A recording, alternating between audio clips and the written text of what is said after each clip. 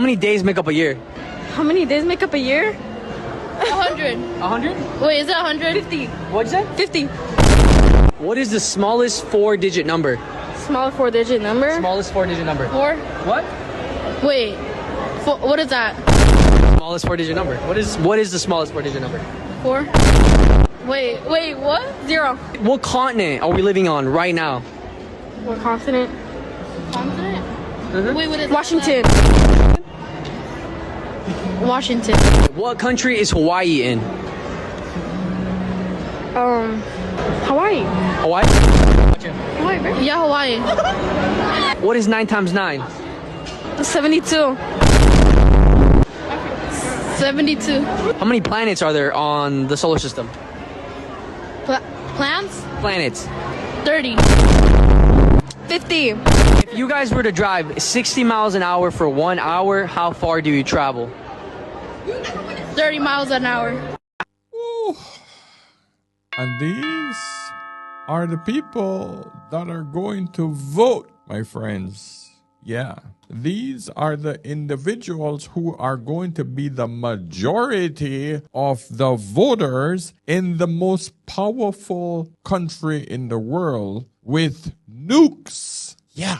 Just let that sink in for a bit. My friends, we are in a crisis when it comes to education. Whew. And the thing is, man, this isn't an isolated video. There are tons and tons and tons of these videos out there. We are not educating kids anymore. We are living in a society that is screwed. Educational-wise, we are screwed. And that's what we want to discuss today. How dumb our kids are right now. The teachers are complaining, and it is not a good sight. What we have been doing has not been working for the last 3 decades, at least not in the West. So I really don't see why we shouldn't have AI coming in and teaching these kids. There, I said it, but I want you guys to look at why I say it, okay? And that's what we're going to get into today. My friends, subscribe, hit the like button. Listen, this one's going to be a little longer, but it's going to be packed with a lot of information because it's important for our future. It's important for our kids. And as an older man, I'm trying to get the message out there in so many different ways. But the central message behind this one video is that we're failing our kids when it comes to education. And if the education is dropping, everything else will fail. Because stupid kids have stupid kids. Stupid kids make stupid mistakes.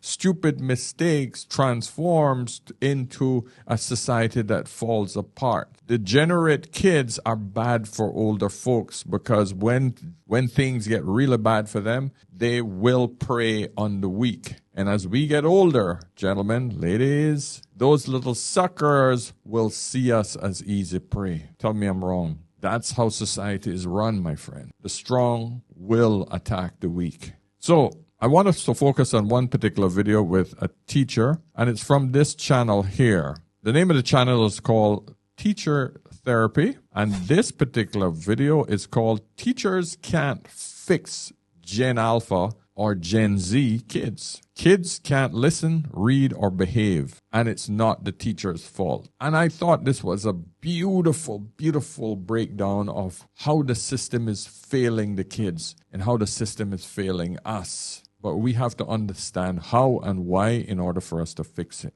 Okay?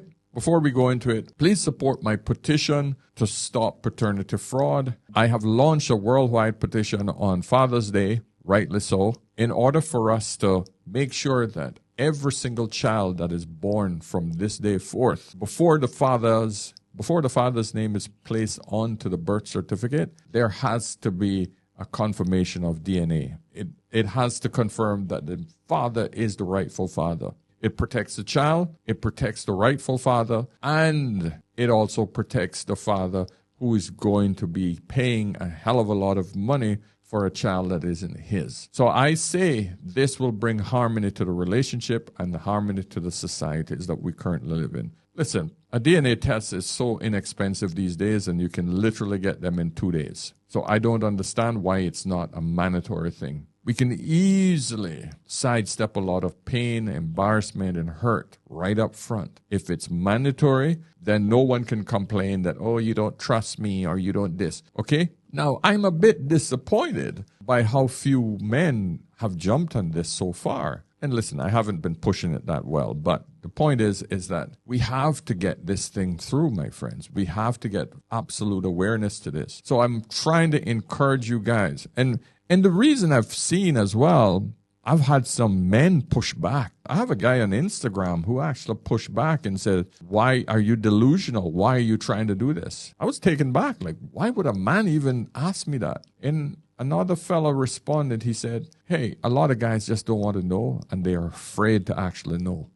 A lot of men just don't want to know simply because they're afraid of losing the woman and or the truth is too difficult for them to handle. And I get that. But listen, we're not asking for this to be proactive. I am trying to get legislation and laws passed so that from this day forth, every man can feel comfortable that that is his child. We deserve that, gentlemen. And the thing is, men don't make enough noise. We don't make enough petitions in order to get our voices heard. That's why feminism keeps freaking winning, because women make a shitload of noise. Women and feminine men get out there with the picket signs. So, gentlemen, you got to get your shit together. I'm serious, man. You guys got to get it together. I'm asking other major content creators, the Fresh and Fits, the Angry Man podcast, the Andrew Tates of the world, all of these big names, I need you guys to join this petition. We need millions of men to sign this petition so that we can actually make a difference. It costs you nothing, my friends. It's a good cause. It's nothing evil about it. All you're asking for is fairness, okay?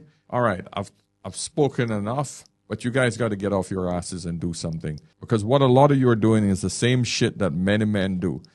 Somebody else will do it. I can't be bothered. And all it takes is for you to click a button, for Christ's sake. We cannot trust women in this day and age. It's hard. I hate saying it, but it is true. There are too many men that are getting screwed over in paternity fraud. And most women don't even know that it isn't the man's baby. Sign the petition. Of course, pick up my Content Creators Toolkit, make some money, but also go and check out the digital vault where you have tons of content just sitting there waiting for you to customize and make your own. Okay, enough public service announcements.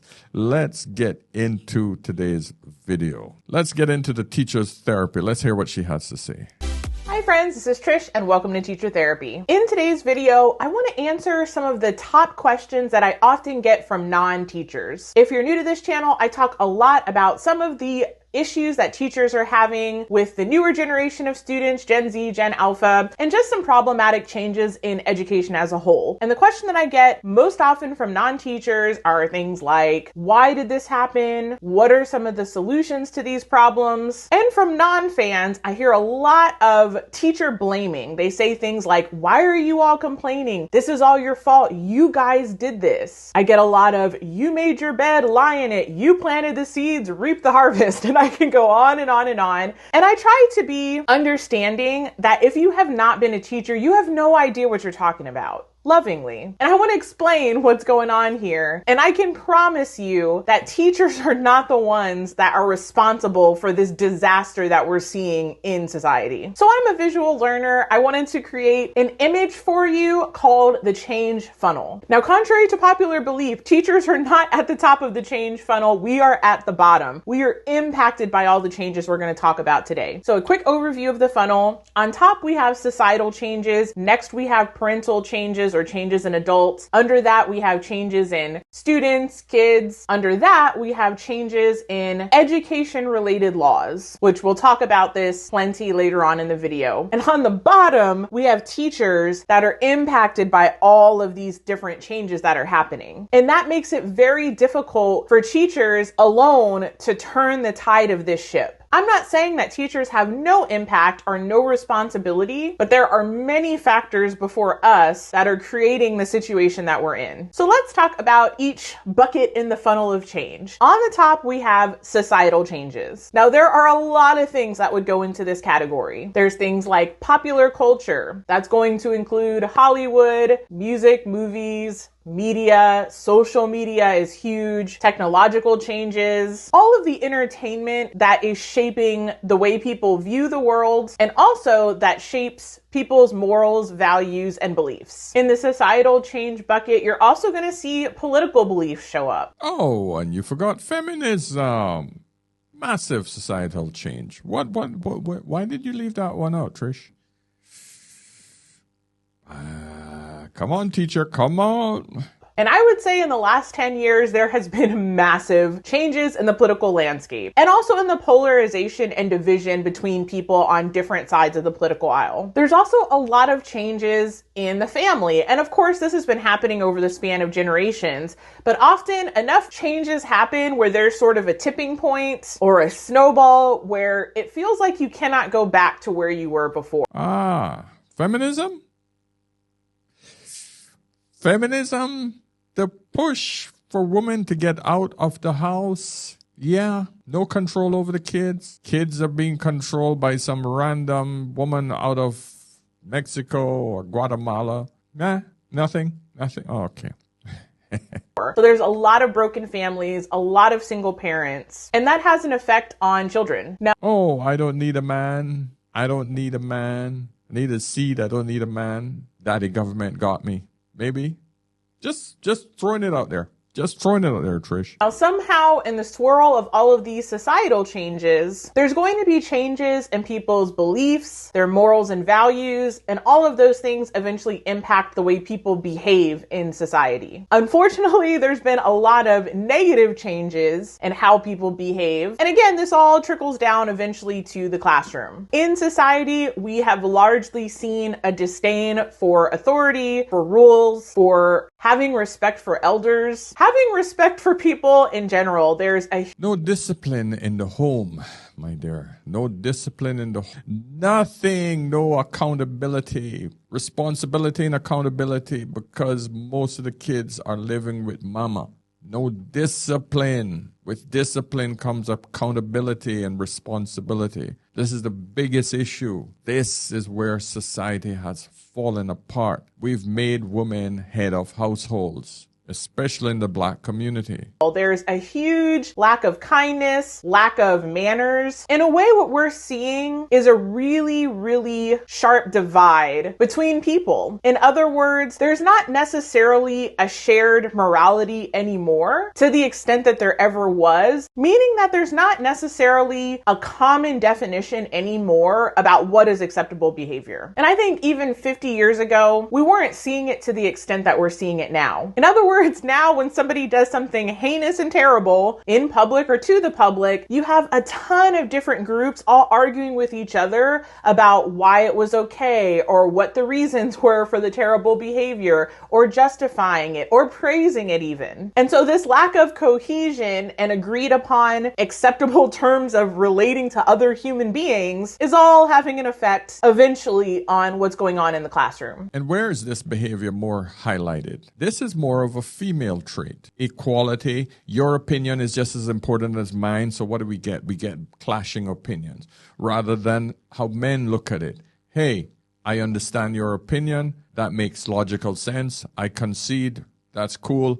Done. You said it better, or I understand your point. That is the difference between how society has changed. Everything is all about equality and your opinion and your this, and you just have, and that's your opinion. It's not what right. It doesn't, we don't see how society have been broken down to be this more egalitarian type of BS. So that's why there's constant conflict. Men, we think and move society in terms of hierarchy. It's based on logic. We understand when something is either superior or better than us, meaning, and that goes to opinions. We understand violence and confrontation, so we know that we stay away from that. Women don't get that. That's why we have massive confrontation and no respect for authority. Men know authority and we respect it. There's a lot of rampant narcissism and self-focus and just a general lack of consideration for others. And all you have to do for evidence of this is just look at all of the viral videos of how people are behaving in public spaces like stores, airplanes, buses, just basically anywhere where people congregate. It is not uncommon to see people acting crazy. Primarily women. Primarily women. It's not men that are breaking down or thinking that they have freaking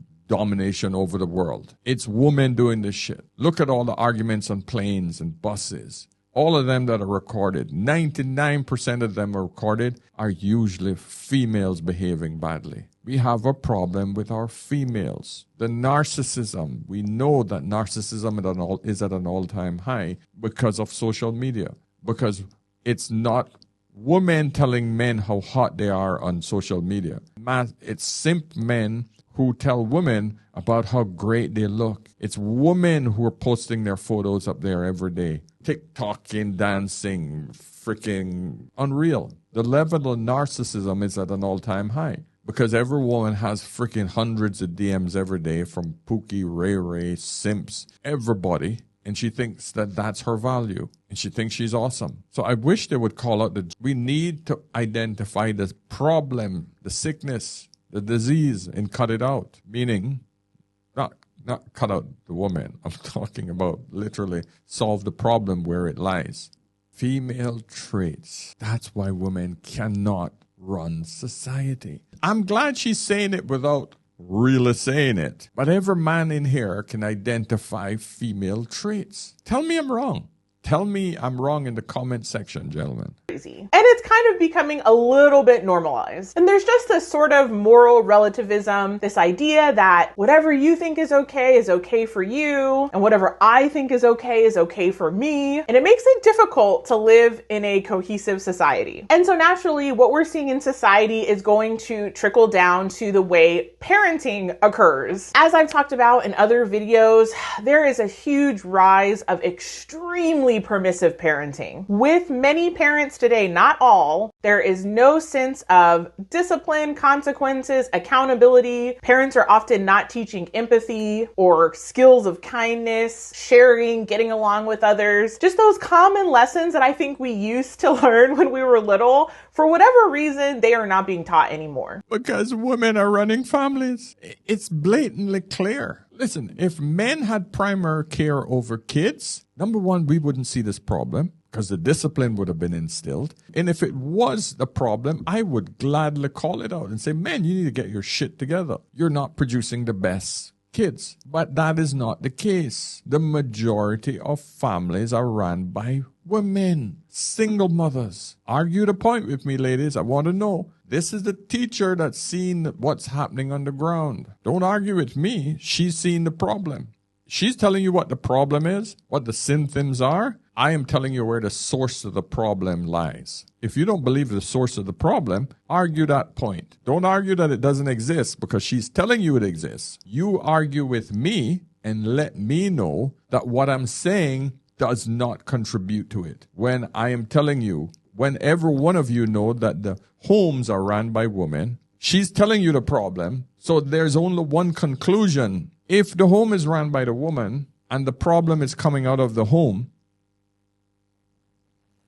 logic, my friends, logic. It isn't rocket science. Unfortunately, many parents really have a very strong consumer mindset, which they come into schools and different places having this idea that I'm the most important person on the earth. It's my way or the highway. Consumer mindset. Where does that come from? 80% of consumption are done by women. 80% of the national debt is held by women. She's identifying the problem. I'm telling you where the source of the problem is. Women create the problem, reproduce the problem, and now that problem is now taking over society. The new breed has erupted. And if you don't do what I want, then you're going to get sued. And this is naturally going to affect eventually how schools end up dealing with these kind of parents. And there's different problems with parenting. On one extreme, there's the helicopter parents that want to be maybe their kid's best friend and they're super entitled and they don't want to see any consequences for their children ever. They don't want their kid to ever be told no. And then on the other extreme, there's a lot of kids that are frankly being neglected. They don't have any kind of active parenting. Now, I will acknowledge that especially now, a lot of parents are having to work more than they were in previous generations. I want to show empathy for parents that are genuinely struggling just to get food on the table. That's definitely a factor. However, for whatever reason that the neglect happens, all of that's going to end up showing itself in school once those kids get to school. Many parents are also not regulating their children's internet usage, their iPad usage. So kids are exposed to a lot more than previous generations. Yeah. Guess what? There's a problem because mama is tired when she gets home from work. Mama needs to do the cooking. She needs to do the cleaning. She needs to do all of the housework because daddy isn't there. Daddy living somewhere else because she don't need a man. She divorced him. She thought she would be better off alone with a kid or two kids. She pushed him out of the home so that she could get subsidies from daddy government. So what does she do? She has the iPad and the iPhone and the screens, the many screens in the house, do the babysitting when she gets on with the other necessities of life. Alpha. I've never lived a day without technology. Technology is ruining education. The costs of student use of technology are far outweighing the benefits. The kids of today are not motivated at all, even doing a fun book study, like they don't care. And so these kids just have these devices in their hands that they think will get them through the rest of their life, and they're failing in life and in my class. These kids can't read. They can't decode. They have no vocabulary, no background knowledge.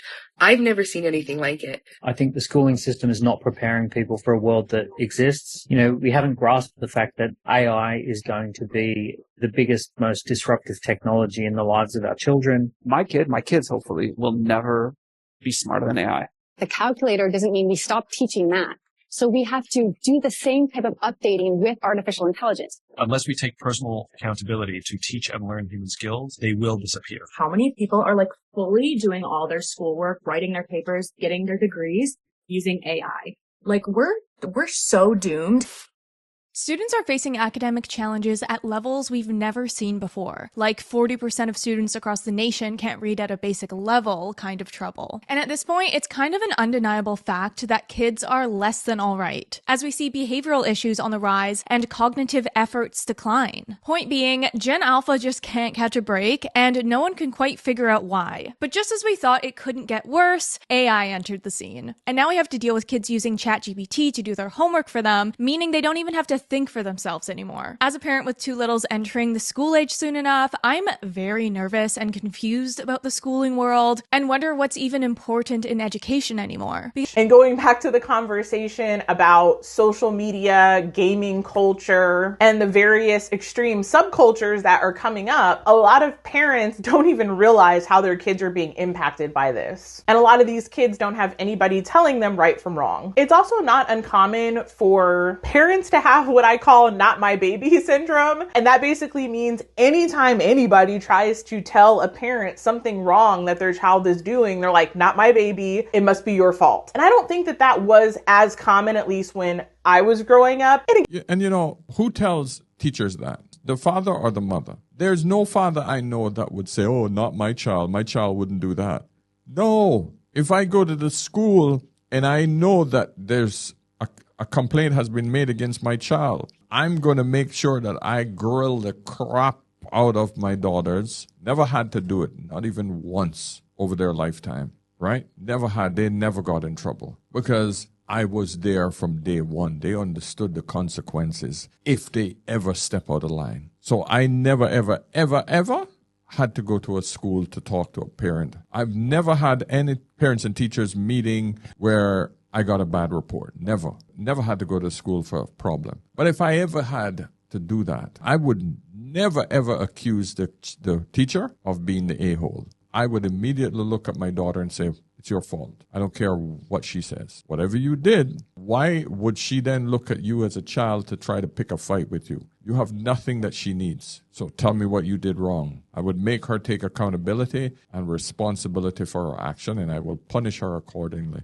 A woman, they instantly would start, well, why would she do that? And why, I don't understand why she would do that. That's not my child. That's not how my child acts. That's not how she is, blah, blah, blah. And she will try to put the responsibility and accountability on the teacher first. Trust me, I've seen it many times. Not with my wife, but I've seen it. I've seen it with other parents. Again, if you don't know me, I'm an older millennial. And so just in my lifetime, the difference in parenting that I've seen has been astounding. So in many ways, parents are not offering structure for their kids. They're not really having them do anything uncomfortable like chores and hard work. They're not necessarily teaching their children values like hard work, responsibility, accountability, grit, perseverance, all of the things that are necessary for success in one's life. There's been a huge emphasis, probably for a few decades now, on self-esteem. It's all about not making a kid feel bad about anything they've done, not wanting to damage a child's delicate self-esteem, which means in some cases, parents are not even using the word no with their kids because it's seen as harmful and destructive. And many times, parents are just coming into school with an adversarial attitude where they're ready to fight, they're ready for the lawsuit, they're ready to make the schools go viral for the worst reasons, they're ready to get together a mob of parents. There's just a lot of discord, I would say, between parents and schools in many cases. And as you would imagine, that affects how students are coming into school. Since they are being raised how I just described, kids are coming into school expecting everything to be fast, fun, and easy. They have very, very poor attention spans, very poor focus. As I mentioned before, they are extremely anti-authority. A lot of them have no respect whatsoever for anybody that's older because that's just not something that they've been taught by anybody, and they've not seen it modeled with their own parents. Many kids are missing a lot of foundational skills because I forgot to mention this with the parents, but a lot of times parents are not reading to their kids. They're not going over, their ABCs and 1, 2, 3s from a really young age. They're not writing with their kids. They're not doing anything educational with their kids. So I think in previous generations, kindergarten was a support for some things kids already came in knowing, but that is largely gone. As a matter of fact, many kids are coming into kindergarten not even potty trained. Sometimes this is even getting into the elementary school age where kids are not potty trained. And again, this is not putting the blame on kids. It's just reporting what is. This is what teachers are encountering. So as you can imagine, kids have a huge lack of discipline and lack of grit. They haven't had their willpower exercised. And although this is a controversial thing to say, I think kids are very much being fed a victim mentality. Do I have to keep saying it? All of these things are feminine traits. All feminine traits, my friends. Ladies, I want you to come at me in the comment section if you see something that I'm saying that is not true. So tell me, how can you honestly say that you are the best choice for raising successful kids? Just asking. Now, before you pick up your tomatoes to throw at me, I understand that there are all manner of challenges that a child could legitimately have. They could come from poverty, they could have trauma in their background, they could have mental health challenges or developmental delays. The list goes on, and those things are real. But I think in previous generations, the idea was the farther behind you start, the harder you have to work to catch up. For whatever reason, in the last decade or two, the philosophy has changed to if you've got any kind of challenge or situation that puts you behind, the standards need to be lowered for you. You can't be expected to do what other kids do. And that could be a video all by itself. And this is the problem that we have. This is where the gynocentric movement has pushed society to lower their standards to accommodate the female understanding. It's the same thing that they're trying to get done for firefighters. In order for women to get into the army in certain special forces, women want these organizations to lower their requirements to fit women in. So bring the standards down on everything in order to make women feel included. This idea everything has to be inclusive. So what we're seeing done is it's done in the educational system. When on the other hand, this is China pushing kids right here. No, these Chinese students are not possessed. They're just cramming for the Gaokao, known as one of the hardest exams in the world that's happening this month in China. From students basically living inside their classrooms to having meals being passed through school gates, such apocalyptic-like scenes are a norm in China during this period. In some schools, 12-hour study days are the standard. Some students may get just 1 day off a week, and many still show up on that day to study more. Some students go to the extreme, using IV drips to help them concentrate. Yeah, IV drips. And some female students also take pills to delay their periods until exams are over. During the Gaokao period, roads are cleared and construction near exam halls are put on hold to not disturb the students. Taxi drivers even offer free rides to Gaokao examinees. But what is Gaokao and why is it such a big deal in China? Basically, it's like A-levels, Poly GPA, and IB all rolled into one ultra high-stakes exam that determines your entire future. Not only are the questions tough, but the competition is brutal, with over 13 million students registered this year, but only about 5% will make it into the country's top universities. Gaokao factories have even become a phenomenon, with some high schools resembling military-style camps, pushing students through intense curriculums and strict discipline to prepare for the exam, while the entire town's economy revolves around supporting the schools. The pressure is so intense, some students end up hurting themselves or others.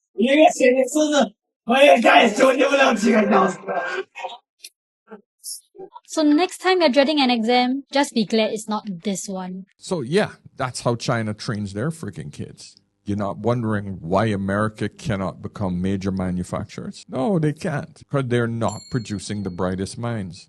Now, what I want to show you is a solution for where we are with all of these kids who have grown up in iPads. I honestly feel that we can't save them anymore. We have to work with what we've created. And the only way to do that is to actually implement AI to teach these kids. And I can see it coming on because if certain kids have fallen behind, we can't slow down the rest of the classroom in order to accommodate these kids. These schools cannot provide enough special education and extracurricular classes to accommodate these special cases. But AI can teach each individual kid in the same classroom at the same time and grade them individually and do an individual type of class for that particular kid. And that's what's happening right now. So I want to break from this lady and show you this video. This probably isn't what comes to mind when you think of an average school day. Kids breathing fire, climbing a rock wall, and even learning the art of grilling.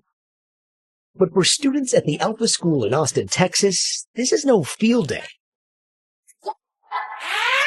Here, K through 12th graders are proudly cutting classes, spending just 2 hours a day learning math, science, reading, and writing, all with the help of an AI tutor and without a single teacher. Morning launch time. Mackenzie Price is the co-founder of Alpha School and its 2-hour learning program. This is a school without teachers. We have no teachers at our schools. Can you believe that? The educators are a suite of AI-powered apps that gamify lessons, monitor progress, and with the help of eye tracking, keep tabs on students' attention span. Who's teaching you? I think the app is teaching me, but I'm also teaching myself. All as adult guides, many of which have never been teachers, look on without interfering with their robot counterparts. Are you comfortable having guides in the classroom that don't necessarily know the core curriculum? It's okay that our guides aren't experts in physics or math or whatever they're doing. They are experts in their students. It almost sounds like the guides here are told, you're here to lead the kids to AI. Our guides are not allowed to teach. They are coaching students to become self-driven learners. Price says the AI tutor personalizes lessons for each student, allowing them to learn class material in half the time, and according to data from Alpha, score in the 90th percentile on standardized tests in most grade levels. This one's a little unusual. It all comes as students nationwide grapple with AI's role.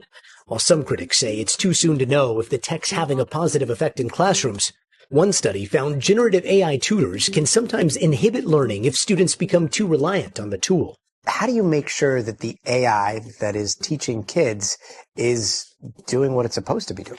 We have a lot of guardrails in place to make sure that kids are not dealing with some of the issues that come with what we hear about with AI. Still, at Alpha, where tuition costs $40,000 a year, academics are just the beginning.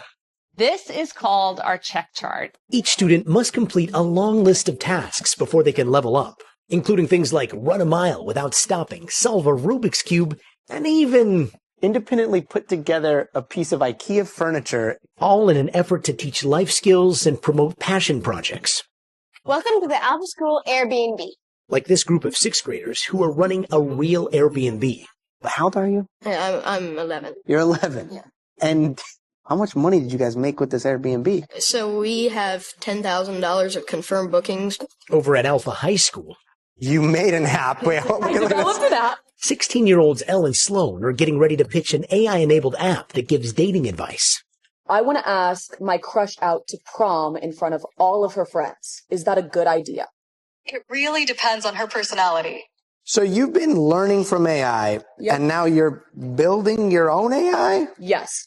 A full circle experiment, putting these AI academics in a class of their own. So that is the future of education. The reality of it is that Generation Alpha, the ones that are currently in school, they are too far gone down the rabbit hole of electronics. Their brains have morphed into something that I don't think is recoverable. But at least what I'm happy to see is that this type of training that is so concentrated, and because they've already adapted to screens, they're already learning new. It's very easy for them to actually just continue with the screens. But what I'm happy to see is that part of this curriculum is actually doing what current schools should be doing, which is getting them out there to learn other life skills. That's the important part. I mean, putting together a piece of IKEA furniture, running an Airbnb. As you get older, she learned to build an app. I mean, these are freaking brilliant. Well, that price tag of $40,000 a year is pretty steep, though. Whew, man, the price has to come down. But I strongly suspect that there will no longer be teachers. I've told you guys this before. Teachers are going to become obsolete. They will just be attendants helping kids to understand how to use the technology, how to communicate with the AI. Teachers will be the AI. Scary? I cannot see any other better way to solve this problem, my friends. With all of this chaos, there's also a lot of inappropriate behavior that students are coming into the classroom with, whether it is cursing teachers and peers out, violence, complete rebellion and insubordination. The list goes on and on, but there's been a huge increase in students that are just causing chaos in the classroom. And it's starting younger and younger. Kindergarten teachers, preschool teachers, first through third grade teachers are now seeing the behaviors that often didn't show up until middle school in the past. So again, the point of all of this so far is to show that all of these things are funneling down and affecting teachers. So now our next category is, let's call it school laws, policies, rules, regulations, expectations, whatever you want to call it. It's basically the rules that teachers have to follow or they will be fired. I will include in this category mandated curriculums, mandated teaching strategies, basically things that teachers do not have an option to opt out of. And I think this is the key category that non-teachers do not understand. And to be honest, I did not understand it before I became a teacher. Because when I went to school, I genuinely think teachers had a lot more freedom to choose aspects of the curriculum, to choose teaching strategies, to run their classroom essentially. But somewhere between when I graduated from high school in 2005 to when I started teaching in 2013, something must have happened, because by the time I got in the classroom, it was a cold bucket of water to the face to realize that I really wasn't in charge of my classroom. I had people micromanaging me at all times and telling me all of the things that I could or couldn't do, even if they made no sense to me. And I really wanted to put this point first, because I don't know how long people will listen to the video, but I have to admit that these laws and policies are a response to what's happening happening in society. So the question really is, what happens on a school level when society is changing so fast, parents and kids are changing? They end up responding to those changes by really creating protections for themselves. That's what I honestly believe. So back in the early 2000s, we had No Child Left Behind from George W. Bush. Later on, we had Obama's letter to schools. We had Common Core. We've had all of these somewhat radical changes to education that teachers are handcuffed by. And if we say, no, I don't agree with this, we get fired. That is as simple as it. And a lot of people don't understand that. Teachers don't get to innovate and recreate curriculums to help each student individually. They can't do it. And that's a shame. So there's a little bit more on this particular subject that she highlights, but I would like you guys to go over there and support her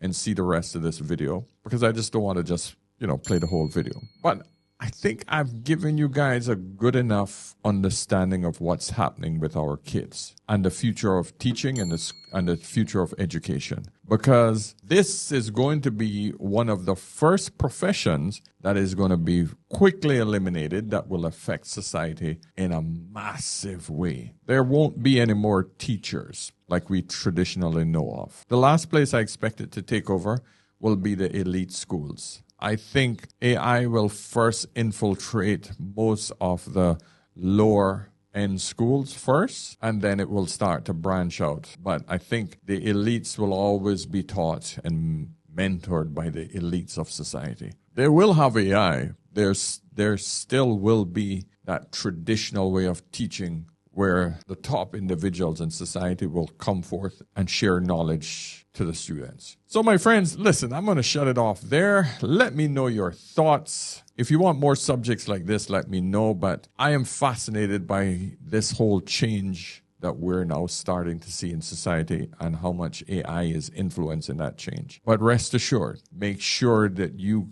actually start buckling down and starting to embrace AI, because it's better for you to ride this wave instead of fighting against it. And then when everybody has adopted it and you haven't, you're left in the cold. I don't want that to happen to you. So please work hard at learning as much as you can about AI and what tools you can use in the AI world to either make more money or to enhance your life so that it'll make life easier for you. I use it every day. I mean, I'm an avid user. So if you need help, I'm here to help you, my friends. I'm going to actually start making a simpler course for all of us older folks that want to freaking understand it a lot deeper and how we can utilize it at our age. So look forward to that. Okay? So my friends, thank you so much for watching to this point. Book a session if you need any help. Of course, pick up the Content Creators Toolkit. And more importantly, get your own content now and start creating some residual income. Okay? So until tomorrow, my friends, remember, whenever in doubt, always ask an older man. I'll see you soon. Cheers.